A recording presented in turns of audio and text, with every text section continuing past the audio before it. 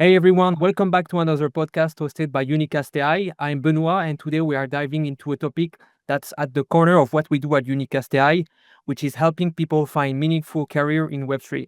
So at Unicast.ai, we are the next generation career hub for the Web3 industry. We have a job board directly on Telegram with a mini app and smart bots, all of that powered by AI. And joining me today is Ashane from Metana. They are specializing in Web3 bootcamps and they are helping people transition into the blockchain field and land jobs in the space.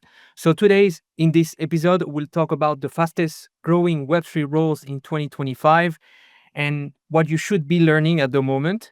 And we'll explore the top roles seeing demands at the moment, how the job market is shifting and impacting skills priority, and what Metana is seeing from their hiring partner and the current trends. All right, so let's start it. Thank you, Ashan, for joining us. Could you introduce yourself and Yeah, how you got into totally. Web3? Totally. First of all, happy to be here, guys. And yeah, my name is Ashane. I am from Metana. So how I got into Web3, it's a story about being in the right place at the right time, essentially. So I was first a marketeer, like doing pretty dead-end job, I would say, at marketing. And then I just learned software development on my own. And I was pretty much into building any and everything because I genuinely just found it to be so fun. That's when I found out that Metana was actually looking to hire full stack developers. And so I just interviewed there and I got hired there.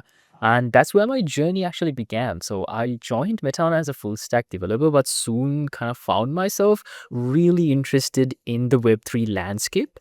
Not like the investment side of it, not like the cryptocurrencies per se, but like the development side of Web3, right? So I just started researching and learning anything I could about Web3 and the roles that are available there, what sort of development happens there. And I just did so much research and got so obsessed and absorbed in it, and found myself helping out in developing this bootcamp for Metana called the Job Camp that essentially helps our students get placed specifically in Web3. That's where like my journey into Web3 sort of began. And the more I researched, the more I learned. And I just became like big influence on most of our students here in terms of getting hired. And that's where I am today, the community manager at Metana, as well as helping out in recruitment for a lot of our students as well. So anything regarding skills, emerging roles, what you need to be, what you need to do to stand out in recruitment, that sort of thing, I'm the person to ask. Great. Could you introduce Metana a bit? When was it founded? How many are you guys? Are you only doing Web3 bootcamps or as well other industry? Oh, no, good question. Good question. So, Metana is actually a coding school, an online one. It's an online coding school. And no, we don't only focus on Web3. We have a lot of different pathways. Some of our most popular ones, like the Web3 Bootcamp, focusing on the Ethereum blockchain, focuses on essentially teaching you guys or students Solidity and everything, the entire ecosystem of building smart contracts on the Ethereum blockchain. And then we have the advanced software engineering pathway, which is a Web 2 based pathway for existing software developers to kind of get into those big name companies, right? Because something we've noticed is you can have really great developers, but they might not know exactly how to jump into those big name companies. So we decided to get insights, and we have a really great instructor who currently works at Google as well, who helped us build this bootcamp. Again, focused on getting people hired into these big name companies. We also have a pathway into full stack development and a cybersecurity pathway coming in 2025 as well. But I would say the most popular one, I wouldn't say the best, everything I feel like is the best. The most popular one is the Web3 Bootcamp, specializing in the Ethereum blockchain. So yeah, we've been around for quite some time now. I believe we started operations in 2021. Recently, like literally last year, we got certified as the best coding bootcamp with a job guarantee by Forbes.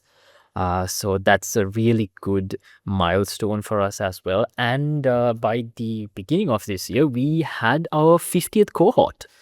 So that was also a really great achievement for us as well. Also, one thing I do want to mention, we're not like any other boot camp per se. All our boot camps and pathways are strictly guided towards getting our students hired. We don't teach anything that is useless. Everything we teach with the goal of getting a student placed in mind. And we always back our wording with a job guarantee that we offer for all of our pathways. What it essentially means is if you don't get hired at the end of that pathway, you get your money back, no questions asked. That's essentially what Metana is. We are a growing online coding bootcamp provider, and we have fostered a big community of students, and we are very proud of them as well. That's great. Congrats. I'm curious, does most of your students in the Web3 bootcamp find a job in a Web3 native companies, or do they usually find a job into Web3 companies that's also expanding in the blockchain, Web3 or digital assets field? Oh yeah, totally. So when it comes to our students, right, specifically talking about the Web3 bootcamp, majority of them do get hired into Web3 based companies. Some companies, they have their own tokens that they want to deploy. They want to build an ecosystem around them. Some other companies that they do get hired in is like some protocols as well. Then we have companies like Chainlink.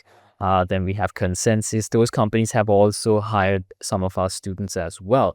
Majority of these companies that our students get hired primarily are part of the Web3 ecosystem. Oh, okay, great. And at the moment, from what you are seeing, what are the fastest growing roles in Web3? Is it smart contract developer or smart contract auditors or something else? Oh, nice. Okay, so few months ago, I would say, not few months ago, let's say like a year ago, maybe I would say smart contract developer was a very, very big role that was very fast growing. It on the Ethereum blockchain itself, smart contract developers, that role is reaching maturity. Not reaching maturity, it's still growing, but not at the same pace as it was like a year ago. But if you look at something like the Solana blockchain, right, when it comes to Rust development, you see much bigger demand there. But apart from that, Web3 as a whole, I would say a big role that is on the horizon, or like something that's really popular right now, is on-chain analysts and data scientists, specifically, for building dashboards for like DAOs or protocols. These data scientists and analysts, that's highly in demand because we had a couple of students recently actually get hired into those roles as well. So that's also there. Then we also have auditors, right? We have security engineers and auditors, smart contract auditors. That's also becoming very popular, specifically for cross-chain protocols as well as modular L2s. Smart contract auditors, security engineers for those roles, really, really high demand for those as well. Also, one thing that I do want to talk about is AI integration, right? That's on the rise as well. AI plus Web3 engineers, essentially those people are also on the rise, specifically for AI agents that are like on chain, or like new networks for like crypto cognitive networks and stuff like that. You need developers who have machine learning skills. That role is also on the rise. But I would say, if I had to say the biggest role that's currently on the rise, I would say is security engineers, smart contract auditors, as well as data scientists for DAOs and protocols. Okay, thank you. That's interesting. Do you also have insight about what are the growing roles at the moment, but on a non-technical field? Non-technical field, yes. Also, I would say operations roles, more like operations, on like the web chains. I would say on-chain operation roles are getting some traction as well. So you don't have to know the technical side of things to essentially be part of these roles. One of the things that this is something that we don't really focus on our boot camps because our boot camps are purely technical. They done towards more technical roles. But that doesn't mean that a non-technical person can't get into Web3, especially, treasury and governance managers and sort of stuff like that. Particularly in DAOs and DeFi applications, on-chain operations roles are definitely on the rise.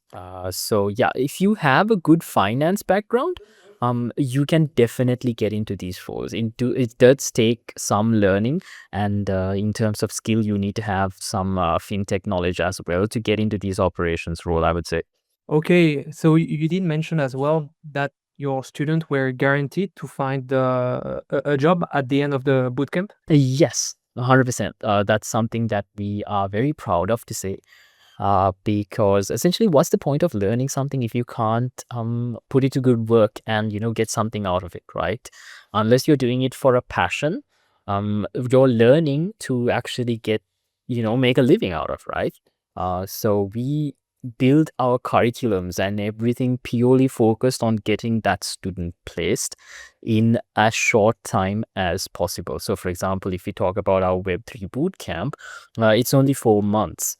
And if you're a complete beginner, it stretches to around 6 months with the full stack bootcamp on top of that. So at the end of all of that, we're going to give you a lot of career support, right? We're going to help you with placement. We're going to help you with optimizing your profiles. We're going to help you put yourself out there, network. All of that is going to be done in-house because we have an entire career team catered for that as well. So because of that, we can actually have such a guarantee in place. We want to actually keep true to our word and our dedication to getting our students hired. Okay, that's very interesting. And so, from what you are seeing right now, how's the job market at the moment? A job market, in this sense, I would say some roles are kind of reaching maturity, while newer roles are on the horizon. So it's definitely up to the student to understand which role they want to gun for. For example, previously I said there are some roles like smart contract auditor, security engineer. Those roles, there's a big demand for those roles. So if you understand what you need to do to get into those roles, again, the job market is not something you need to essentially be too worried about right now. Getting into Web3, I would say, is a very smart move. The job market is not too saturated at all. In fact, if you look at something like the Solana blockchain, it's quite the opposite. There's a lot of demand, but not enough talent whatsoever. It's to the point where companies are actually hiring complete beginners and telling them to learn Rust while they're working for them. So the demand there also is pretty high. Because me personally, I've had like at least around 4 or 5 different students who've been hired to learn Rust and then work there. So I would definitely say the job market is at a pretty good place if you are looking to get hired. It depends on which roles you're specifically looking for. Okay, yeah. So people would have to be flexible on that side, but you will be there to, of course, like advise them on Exactly. the most. Rather than flexible, I would say you got to be agile, right? You want to figure out what's trending at the moment and quickly upskill yourself and present yourself as like someone who can do what people are asking you to do. Okay. At the moment as well, we are seeing such a big shift with AI. Um, do you have a tech stack to recommend for people who are both interested in AI and as well Web3? Are they tools that are better to learn for people who are looking to get into blockchain, Web3, or digital assets? Yeah. So when you are learning AI, again, AI plus Web3 engineering, great combination, and I do see a rise in that as well. Specifically, what you want to do is, again, knowledge of all these AI agents, how to deploy one, how to essentially, manage an AI agent. You need to know a lot about machine learning as well, on top of, again, how to integrate that and how to run that AI agent and deploy it to be on chain.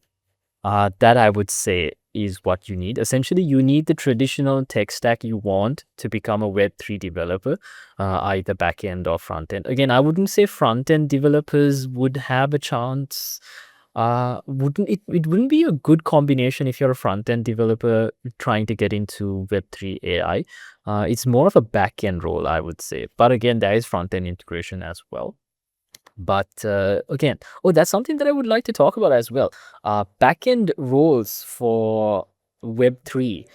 That's something that people really overlook. Most people are so focused on like those big name roles like smart contract engineer, smart contract auditor, but they don't really focus on like the backend roles of Web3, like APIs for wallets and different protocols and blockchains as well. That's also a really good place to start in Web3 if you're already an existing backend developer. The transition from that to a Web3 backend developer in anything like integrating wallets and everything, really great place to start, I would say. Okay, that's great. And let's take the case, for example, for someone technical who's looking to find his first job in Web3 today. What would be your advice? Okay, someone technical, I would have to, it depends on what sort of experience they're bringing, right? So if you look at the term technical and non-technical, if you are a technical person, does that mean you have worked at some place, or are you a fresher, someone right out of college and you don't have any sort of experience, but you are very technically adept? If you're someone like that, the best piece of advice I can give you, and I'm pretty sure anyone can give you, and you probably heard this so many times, but it works, is to literally keep building. If you don't have experience working somewhere, but you're a technical person, keep building, right? So something interesting that I can tell anyone is hiring is it has changed, right? It's not just skill based. If it was skill based, hiring would be such an easy thing. Recruiters wouldn't need to go through all that trouble if it was hiring just based on the skills someone possesses. It's more towards how you use those skills. Because I was talking about this in like a different workshop that I was doing. Um, if you take 100 different resumes of people applying for the same role, around 80 to 90% of those resumes will have the same set of skills. Right. So that makes a recruiter's job even harder, because how do you find someone with like the best use case of those skills? That's the keyword, use case. It's important how you use those skills and you show the recruiters how exactly you've done that. That's essentially what makes you unique. So if you're a technical person who doesn't have experience, start building using the skills that you have and put yourself out there in any way you can. One of the best ways you can do that is joining communities, being active in those communities, contributing to open source projects. You can find a bunch of different protocols out there that have their own open source repositories going. Just try your best to contribute to those, network with the developers there, and put yourself out there. Because it's not about the skills, it's about how you use those skills that get you hired, especially if you're someone without any experience. Okay, so either building um, own project or a side project, or joining, for example, as a volunteer, a project or an ecosystem and building some stuff there directly. Exactly. I would recommend, again, if you can't find any open source projects or communities to join and actively contribute, then you want to try building your own projects, unless you can do both at the same time. And I do think anyone can do both at the same time, because you don't have to make huge contributions. You can just make any good contribution that you put thought and effort into while you have some personal projects going on. So again, those two things I would recommend anyone trying to get into any sort of technical field is show recruiters how you use those skills. That's what's going to get you hired. Okay. You mentioned as well your team is advising on the resume, the CV part. Do you have any Yes, tips not to just really highlight really how to put the use case, or what the people did in Web3 specifically on a CV? Is there a specific way to build a CV when it comes to this industry? I wouldn't say Web3 specifically. I would say software engineering specifically. What you want to do is make your resume impactful as much as possible, right? Because understand what the recruiters are looking for in a resume.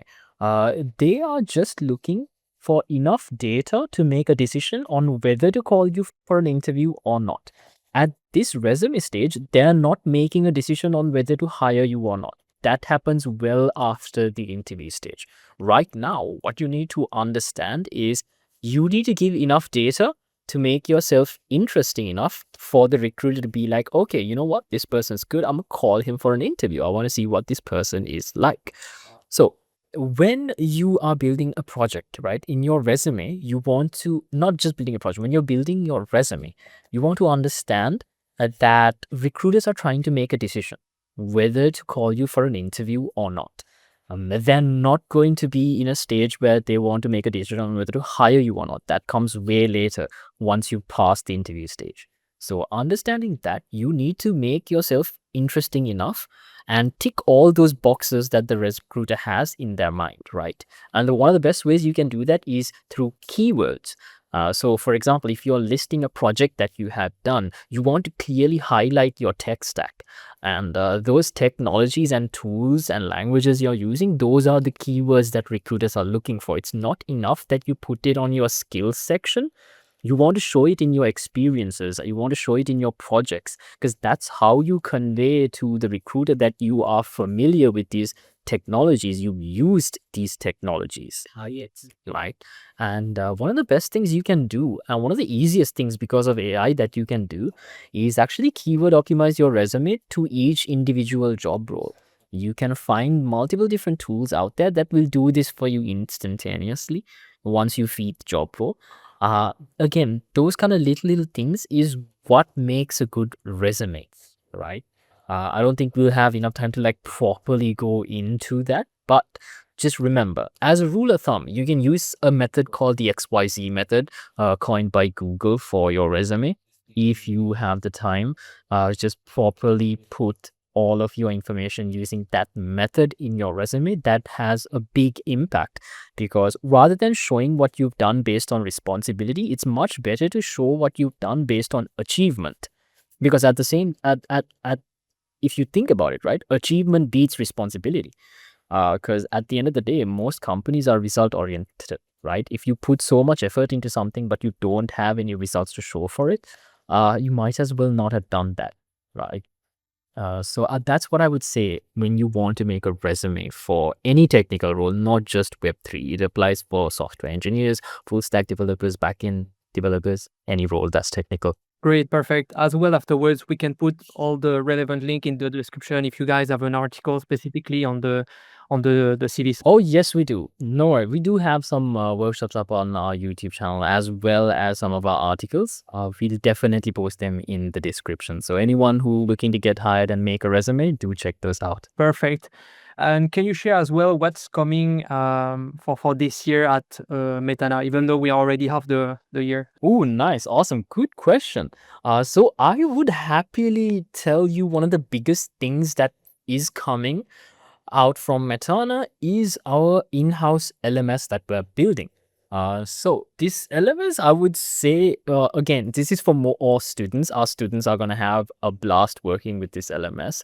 The goal for us for building this LMS was giving students personalized support, right? So we have integrated AI and machine learning into this a lot to give each student give each student a very personalized experience. There's going to be a lot of things that you can do with this LMS. So right now, most of our sessions are pretty much live and they happen one-to-one with our instructors, great instructors, by the way. So we thought, okay, now we've figured out the instructor part, we've figured out the classes and everything. Now it's time to figure out the LMS. The current LMS that we have is good, it works, but we can't give our students a personalized experience. We want to give our students a sandbox area where they can play around with everything that they're learning. For example, if you're learning to develop a smart contract or something, the moment you learn it, you can go to the LMS sandbox and literally start coding up something and just build it there and use the AI to get help. And, we want to build like a community hub in it as well, and integrate all of our workshops into it as well. There's going to be a lot of things that are there. So I would say we're looking to launch it within the next 2 months or 1 month. definitely we are planning to launch it. I would say that's one of the biggest things our students can look out for. But for everyone else, we are happy to say that a Rust bootcamp is in development as well. Like I said, there's a lot of demand for Rust. So there is a good Rust bootcamp in the works as well.